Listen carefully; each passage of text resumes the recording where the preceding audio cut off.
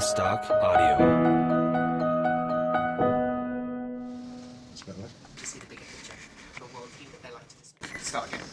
Through Coach in a Box's extensive research database, we've been able to decode how to make the changes that most leaders find hardest to make.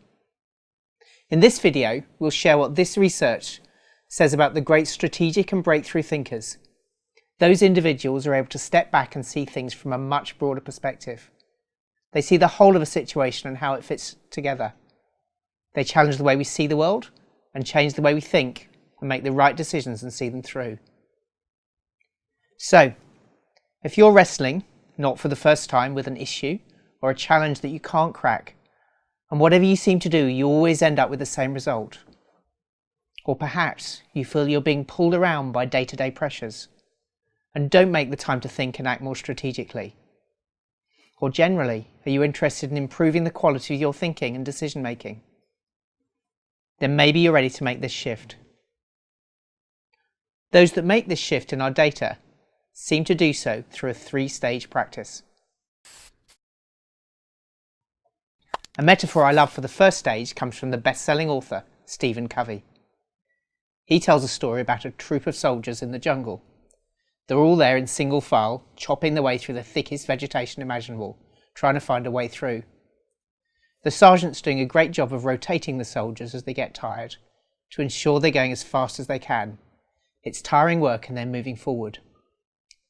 Then the captain of the troop calls a halt and climbs a tall tree. From this vantage point, he suddenly sees over the top of the vegetation and concludes they're heading in completely the wrong direction.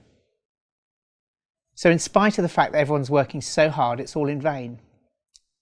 To find a breakthrough solution, we need to be willing to back ourselves to do so. We need to have the courage to stop cutting the path through the jungle and do something different, climbing the metaphorical tree. But many of us don't do this. We spend part or all of our lives accepting the way things have always been done and what isn't possible. Leaders who've made this shift in breakthrough thinking know that when they need to, they can step beyond this. They know their thinking can change things and are therefore always willing to challenge the process.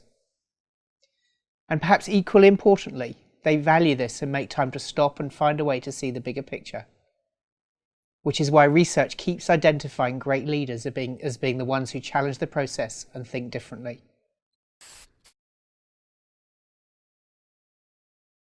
To master the second stage, you need to understand the way you currently think.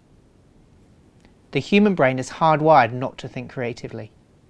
It creates a set of beliefs and filters that keeps us safe.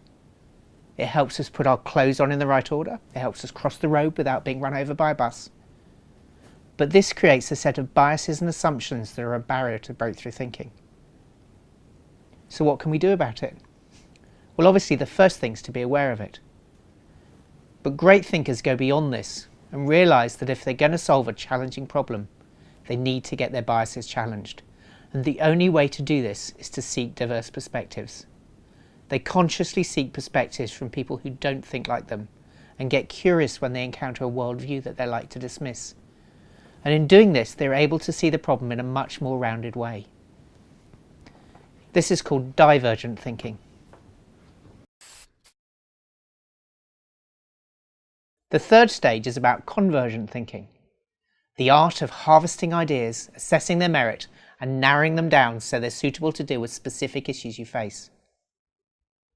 You don't need a set of academic principles to be a convergent thinker, but what is essential is a toolbox and an attitude that balances real quality of thinking with the courage to pick the right solution and act on it.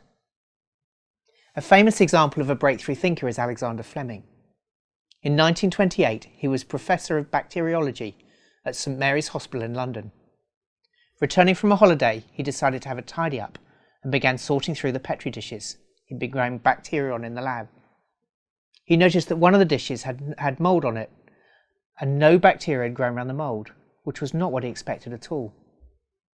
It suddenly occurred to him that maybe mould could fight bacteria, and he eagerly started testing this theory. The result? Penicillin. Coming back with fresh eyes from the holiday, he was able to spot something he wasn't expecting. Maybe the equivalent of him climbing his metaphorical tree, which opened up his mind to what eventually became a breakthrough. Of course, not all of us will use these practices to create groundbreaking innovations.